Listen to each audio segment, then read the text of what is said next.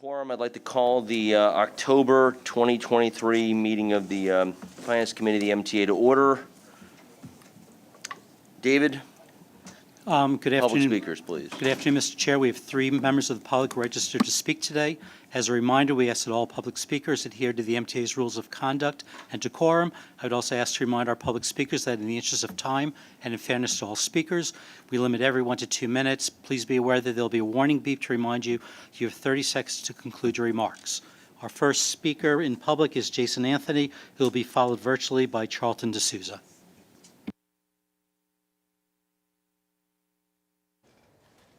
Hey Neil, hey Kevin, and the rest of the Finance Committee meeting. Another month, another chaos. Kevin, listen up. New Jersey Transit announced that service cuts. That is no good. And this morning we learned that Connecticut DOT did the same. That is a slap on the face to New Yorkers that depend on mass transit. COVID days are over. It is time to bring back the customers, but doing it in a good way and having the budget. We know that Governor Hochul has been doing good things for the MTA, but what about the other governors like Phil Murphy and Let Lemon? It will be a huge disappointment that 2 of the 3 transit agencies in the tri-state area, they're doing service cuts, and that could lead to mass layoffs, etc. But having people like Kevin, bro, hats off to you, and having Neil as the chairman of the Finance Committee. Neil, you had 3 in a row. And like I said to you on Twitter, we love you, we appreciate you, and stay safe wherever you go. So with that, I'll see you guys on Wednesday. Thank you very much. Our next speaker is Charlton Dusza, who will be followed by Matthew Buckhees Highland.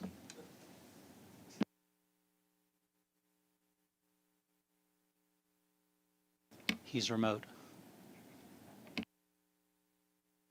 Mr. D'Souza, are you there?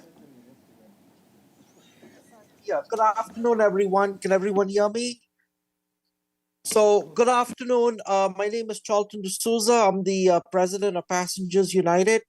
And I just want to say that I saw in the finance book, I saw the listing for the Jamaica bus depot, the extension of the lease at the old depot.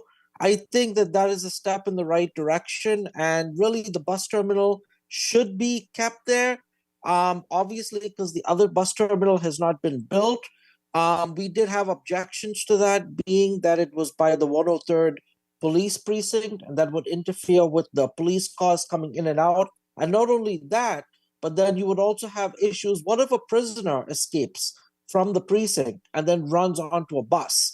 So that is a recipe for disaster at the new terminal. And that's why we feel at the new bus terminal, which is going to be as part of a lease at the Jamaica Development Corporation, we feel that should be scrapped, and that new bus terminal should be by the air train over there.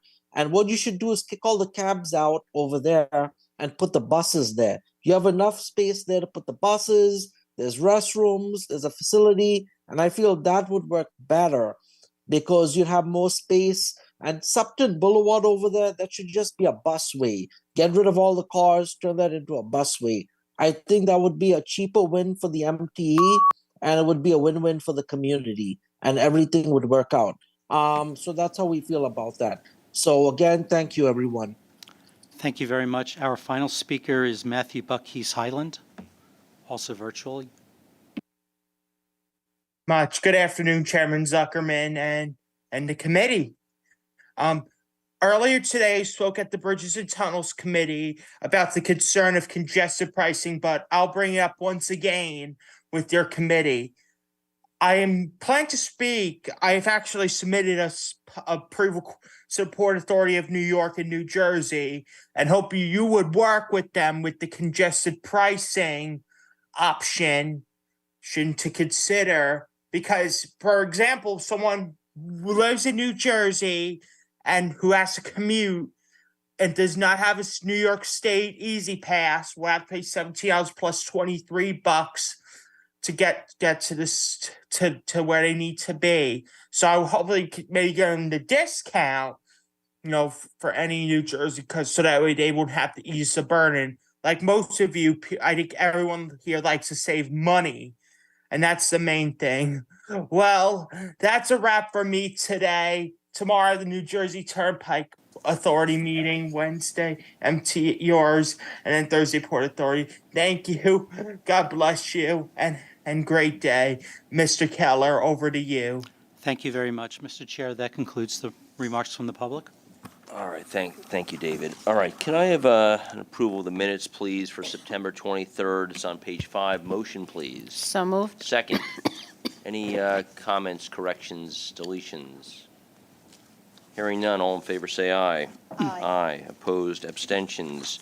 There are no changes to the work plan unless someone would like to see something new next month or any other month. Hearing none, Budget Watch. David. Thank you. Results for operations through September and subsidies through October. These are measured against the mid-year forecast, which was in the July financial plan.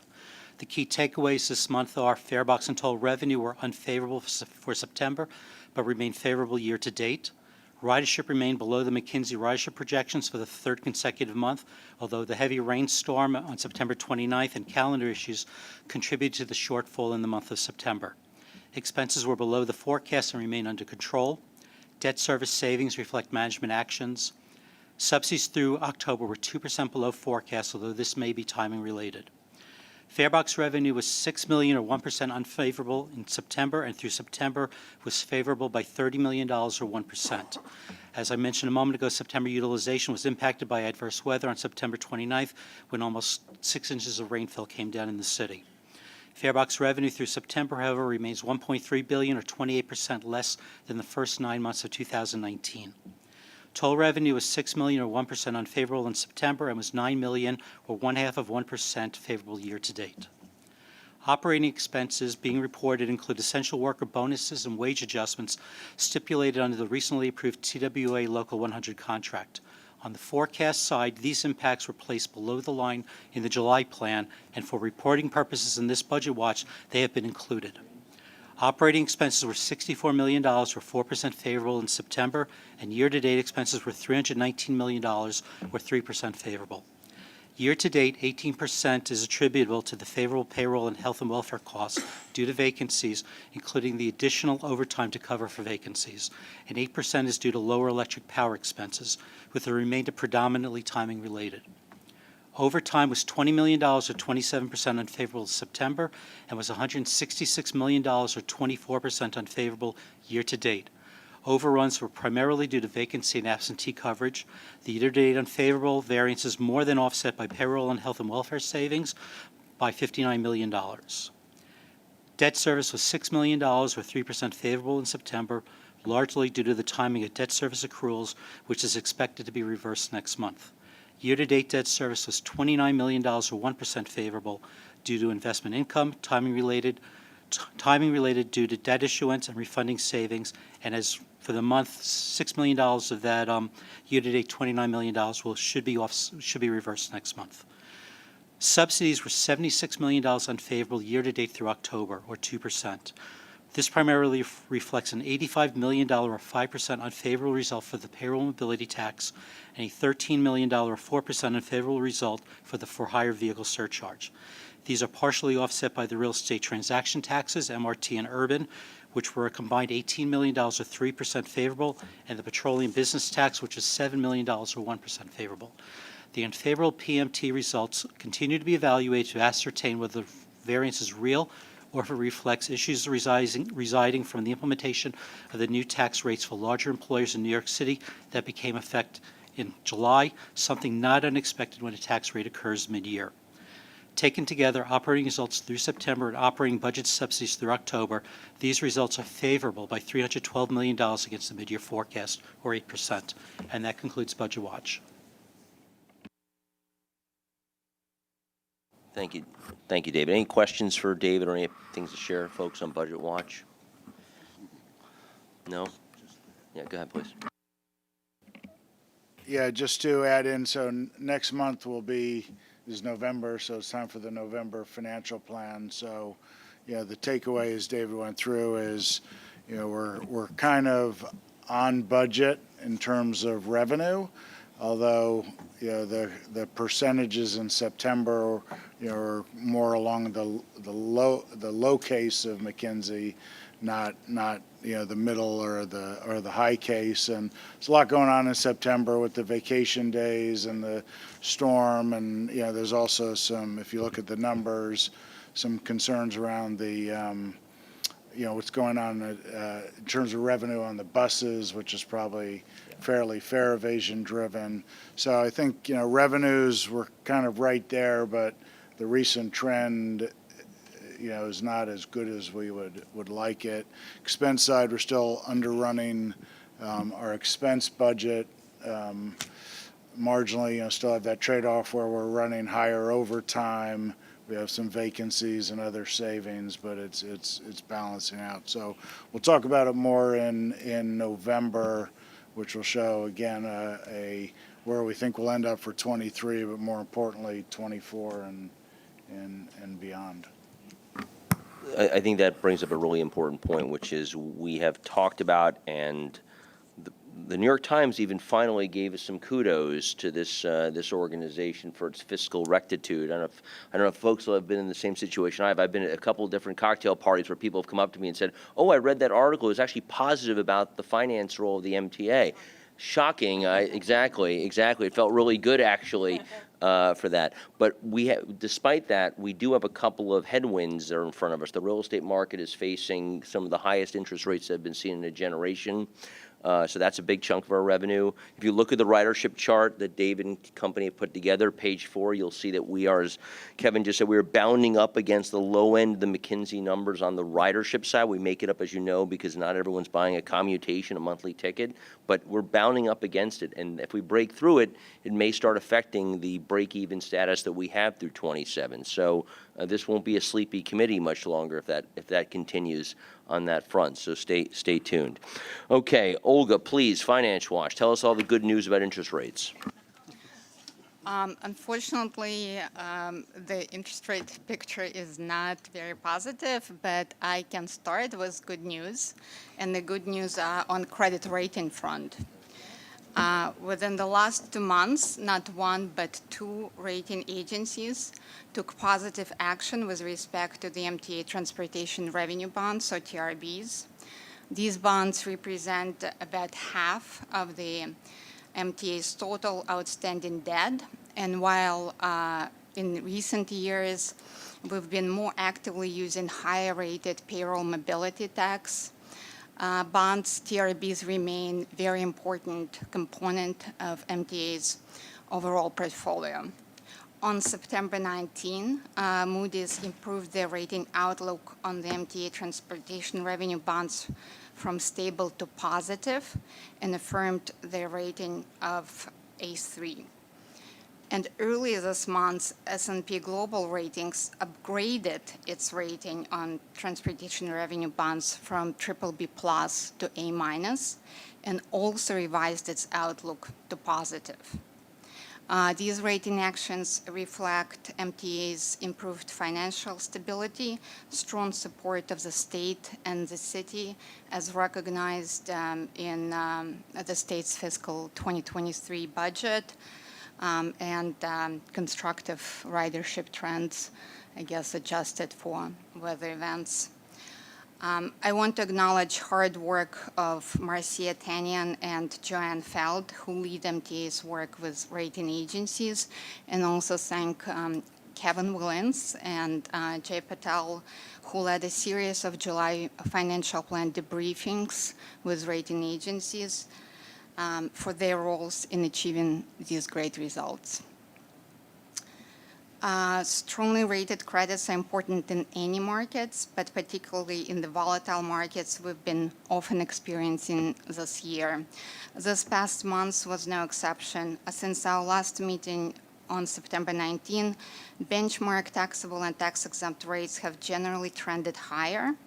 However, our finance team was able to execute $1.13 billion refunding during a two-day period of October 10 and 11, when U.S. Treasuries rallied as investors rushed to safe haven assets following the onset of the Israel-Hamas war. Over this period, benchmark tax-exempt rates moved lower by approximately 20 basis points, allowing our finance team to increase the size of the refunding transaction by $400 million from $700 to $1.13 billion amid strong investor demand. This refunding resulted in net present value savings of approximately $69 million, or 5.7% of the refunded bonds par. Unfortunately, this window was really short-lived, and the rates have reversed very quickly. Last week alone saw a substantial increase in tax-exempt rates, and particularly with rates on loan end going up by as much as 30 basis points on the loan end. The benefit of the refunding, as well as the higher rates, we expect to capture that in the November financial plan, which, as Kevin mentioned earlier, will be presented to this committee next month. This concludes today's Finance Watch, and I'd be happy to take any questions.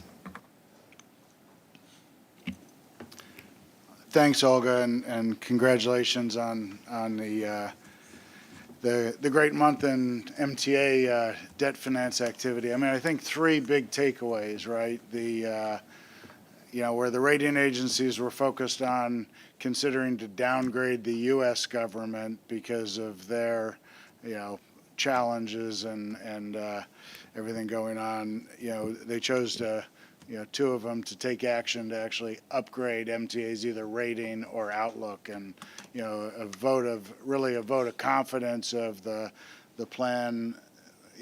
We all together put together and got the governor and the legislature behind. So that's terrific. Two, yes, we've hit interest rates that are higher than we've seen since like 2007. But even in all that, the team was able to execute $1 billion refunding, basically refunding old fixed rate debt with a new fixed rate debt and generating $70 million in savings that'll go right into lower our debt service costs in the budget. So, sometimes when you attack the markets, you're strategic. Sometimes it's luck. Sometimes it's a mix. But we kind of put it all together and found a great opportunity in the market. And the third thing, which went a little unnoticed, is the team worked. We had a long-standing commitment from New York State to pay for some old capital expenses that we had actually bond finances. But due to a lot of technical reasons, the state and tax issues, the state was kind of blocked from funding it. But we worked that out with them over the summer, and in September, they issued some of their bonds and paid off $270 million of our debt that we had been carrying as originally financing the Second Avenue Subway Phase 1 expenditures. So that debt moved off our books and will produce additional savings in the budget. So in a month where most headlines would say it's been a bloodbath in the bond market, we're happy to report three really positive outcomes. Any questions on what either Kevin or Olga said? Can you just go back and say what this? It was something the state owed us, and they finally gave it to us. They finally paid off our debt. If you could just go into detail. Yeah, there was a 2005 Bond Act that authorized $2.9 billion in projects, half at MTA and half at state highways, that was authorized. And the state, it wasn't the state's lack of willingness to pay us for that project. What happened, due to a bunch of technical issues, for tax purposes, we still had debt outstanding to the project that the state wasn't permitted to issue tax-exempt bonds until our bonds became callable. So we went to them this summer and we said, hey, you continue to have this ongoing appropriation where you can fund a part of this project. We finally now have some debt that you can pay off, and worked through the controller's office and division of budget for them to get comfortable that, okay, yes, we can now finally, it was I would call it an orphaned appropriation, in a sense, that we were able to take ownership of and adopted the money, I guess is a way to put it. But so it wasn't really a lack of their willingness, it was more of putting the pieces together. Got it. Okay, thank Jared, you. did you have a question? Oh, you look like you were getting ready for your speaker. Okay, great. All right, thank you for that, Olga and Kevin. David, MTA headquarters and all agency items, we don't have any action items this month. Would you walk us through just the highlights of the reports, please? Sure. The first item is the July financial plan, which is included in the agenda to allow members of the public to speak to it during the public comment period. The second item is the second quarter draft MTA financial statements for the 6 months ending June 30th, 2023. Statements can be found in the exhibit book and on the MTA website, and Jim McGovern, the Deputy Chief of the Controller's Office, is available if there are any questions. Questions, anyone? Okay. Third item is the annual review of the MTA's derivative portfolio, which is also available in the committee exhibit book and on MTA's website. And Deputy Chief of Financial Services, Olga Chernat, is available if there are any questions. Usually things like our fuel hedge, anything? No questions? Okay, Olga, please, on anything? No? Okay. Lizette, over to you then for a bevy of procurements in your temporary role. Indeed. Thank you. There are 7 actions this month for Finance Committee approval in the estimated amount of $91.2 million, and these actions can be found on pages 19 through 36 of the October Finance Committee book.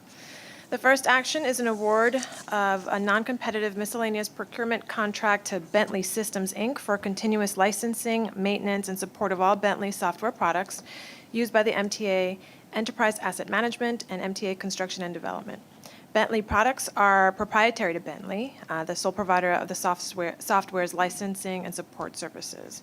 Bentley's AssetWise software system is used by EAM for all MTA agencies, providing analytic tools used to automate tracking and monitoring of MTA assets like rolling stock, track, and signal equipment. And MTA C&D utilizes various Bentley software applications for drawing, design, management, architectural engineering, design documentation, and other design and storage uses. The amount of this 5-year contract is $21 million.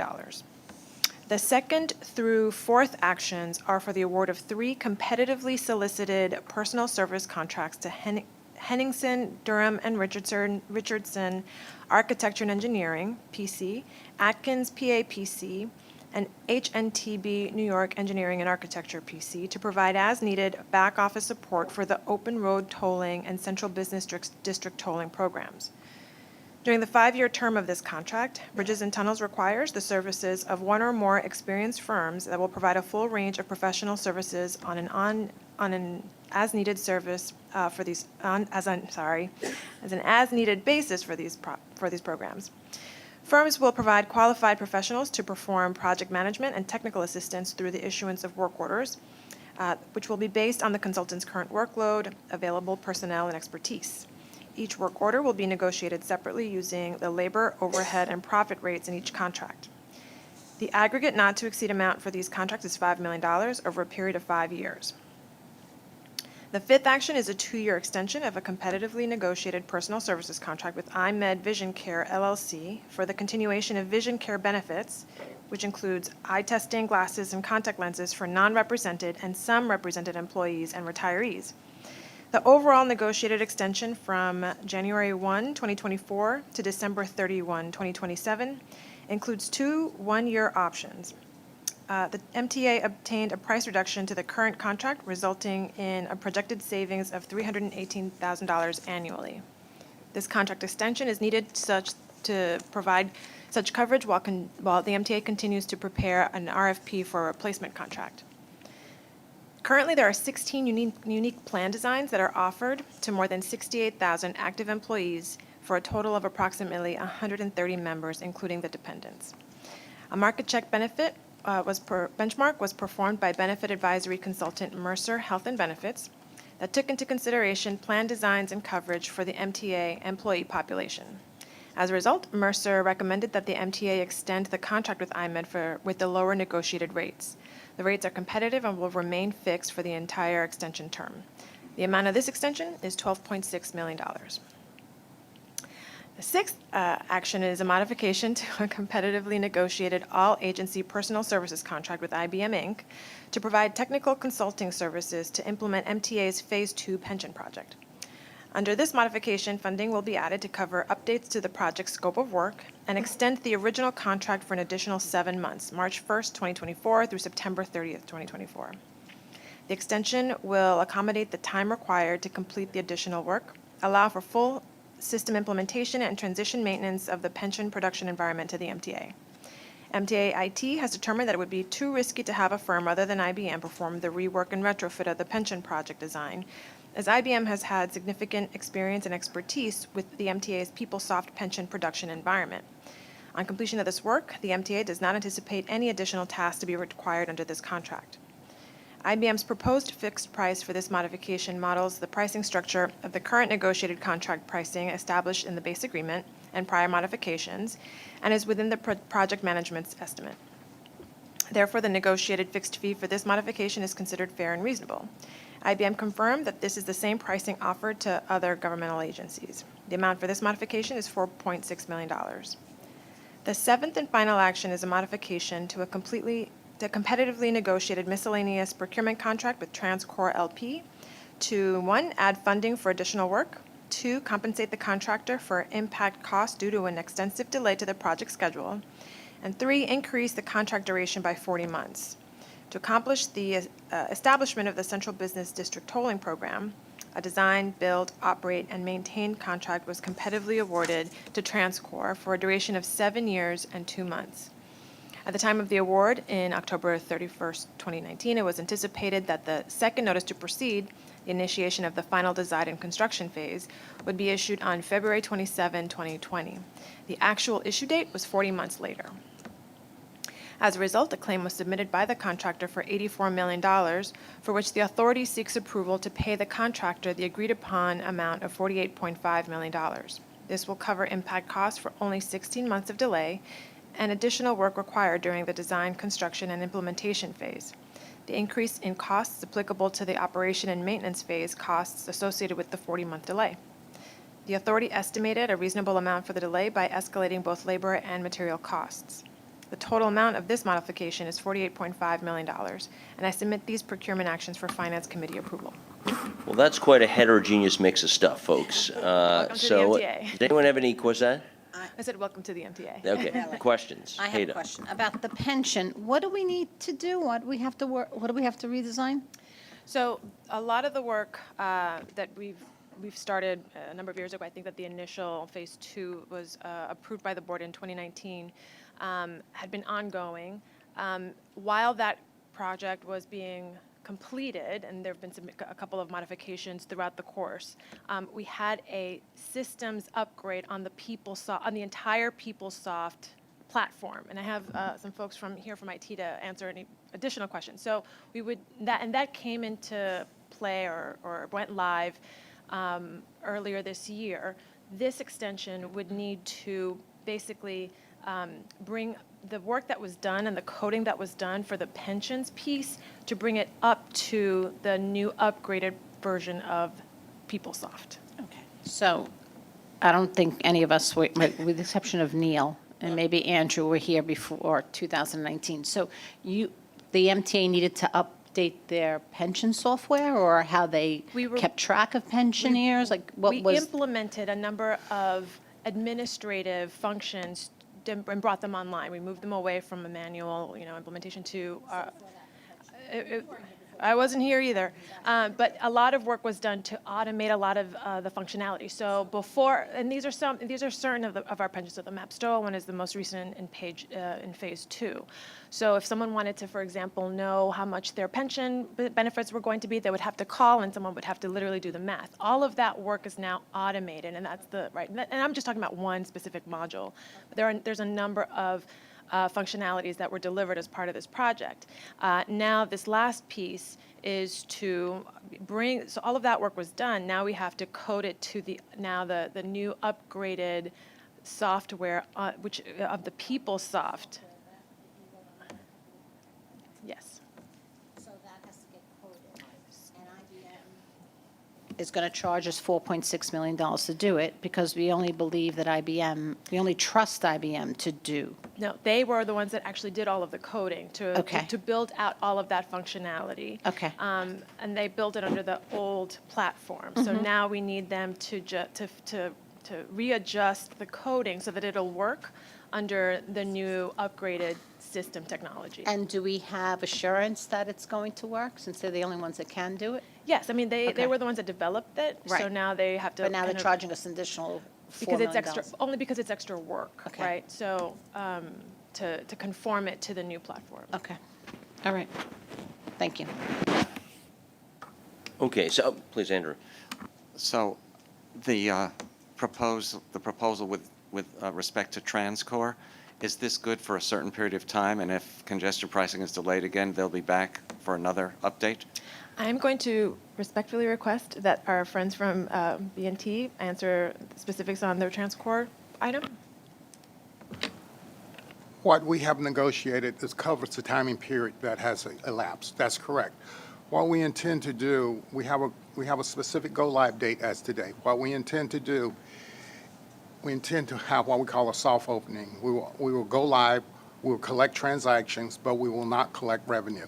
At some point in time, we are going to look at certain analysis as to if the project is delayed 6 months, 12 months, 18 months, what would be the best mix? Would it be better to just pay the operational fee, or would it be better to shut down the project and then have them remobilize? You have to look at a mix of it because you can't just shut down these projects. It takes months to remobilize, and that impacts your go live and collecting revenue.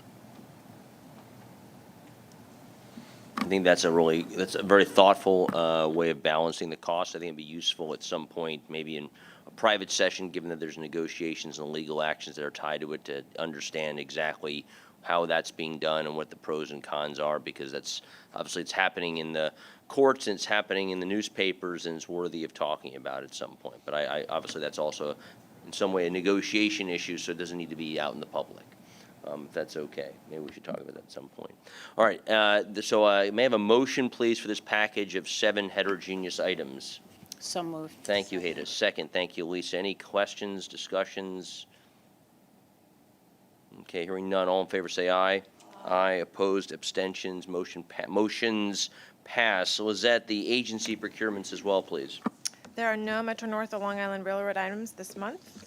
There is one information item for New York City Transit in the amount of $326 million, which was approved by the Transit Committee for the purchase of 250 over-the-road diesel express buses with options for up to 131 additional buses for a total of 381 buses, as well as related items such as spare parts, special tools, equipment, technical documentation, and training.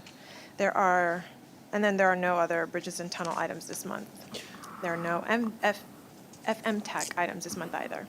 Yes. All right, well, Hada, I'll allow you to move the bus purchases Yep. as your committee. So moved, please. Second. Thank you, David. Any questions? All in favor, say aye. Aye. Opposed, abstentions. May people please pay their fares when they ride these said buses, because the numbers do not look great. And this is the Finance Committee, so please, if you're riding the bus, pay to ride the bus. That seems like a crazy concept, I guess, but, to somebody maybe. Okay. The consolidated financial and operational reports are in the book starting on page 37. Mr. Florio, bring us home. Thank you, Mr. Chairman. There are real estate has four action items for consideration and approval. There is one administrative action item for MTA Metro North Railroad, which is an eminent domain procedural law determination and findings related to the acquisition of property interests for ADA improvements at the Williamsbridge Station. And there are 3 transactional items, all for New York City Transit. The first is a short-term lease extension with FBA Limited for the existing Jamaica Bus Terminal. The second is a long-term lease with FBA Limited for the replacement of the Jamaica Bus Terminal. So I'm going to pause there, Mr. Chairman, to kind of dig in just a little bit to sequence it. In January of this year, the board approved a lease with the Greater Jamaica Development Corporation. Our lease at the current terminal ended this past September 30th. The intent of the action in January was to replace that facility with a new one. While it was approved by the board, a 5-year term with 10 one-year options, we were asked to go back and take a look at what was then the new owner of the current Jamaica terminal. We partnered with Transit-Oriented Development, and we secured an extension, which is the first action item, extension of our existing occupancy through next summer, while the Greater Jamaica Development Corporation property is readied for a temporary bus terminal. Once we then move to the Greater Jamaica site, then the larger long-term deal will kick in, and I'll ask Bob Paley to talk about the terms of the long-term lease, which will result in a permanent home for Jamaica Bus Terminal. The long-term would be a bus terminal situated within a mixed-use development project on the same site as currently operating, but it will be, upgraded significantly indoors, but it'll be upgraded significantly in terms of its operations. It won't have the same safety and operational defects that the current layout has, and it's located in the place that New York City Transit Bus wants to operate out of. The terms will be for the 3 current users to pay their proportionate share. That's New York City Transit Bus, MTA Bus, and the Nassau County bus system. And the terms reflect current market rate in the Jamaica area. All right, thanks very much, Bob. Any questions on the 4 action items in front? Oh, please. One yeah, last yeah, sure. action item is the acquisition of 1590 Bedford Avenue from President Maintenance Corp. for the continued operation of New York City Transit Central Maintenance Facility in Brooklyn. That's the last of the action items, Mr. Chairman. So we have 4 real estate items, 1 for Metro North and 3 for transit. Can I have a motion, please? Thank you, Lisa. Second. Second. Thank you, Hayden. Any questions on these 4 items? Hearing none, all in favor say aye. Aye. Opposed, abstention, motion passes. David, you have 8 information items. Would you provide the highlights from Hamlet of those, please? The Monarch Notes version. I'm dating myself. It's a mixture of access for our forces to go in and provide improvements for ADA access. There is a September 11th memorial license for the Battery Garage. And there's also a release of property to the City of New York, the old Willets Point trolley easements in support of the Willets Point Improvement District as well. Those are the highlights. Also a permit with Parks and Recreation to facilitate holding tanks near the Willets Point subway station. You've all seen these items in your books, and obviously. So any questions on these information items? Do I have to recuse myself since I work for SBD, which is redeveloping Willets? Well, they're information items. There's So no there's no action I mean, I taken? don't Okay, think that's so. fine. And the September 11th is for the tribute to Light? It was, yes. Great, thank you. Okay, any new business for the committee? Motion to adjourn? Motion. Thank you, David. Thank you, second, Hayda. See you all on Wednesday. Thank you, management. Thank you, team.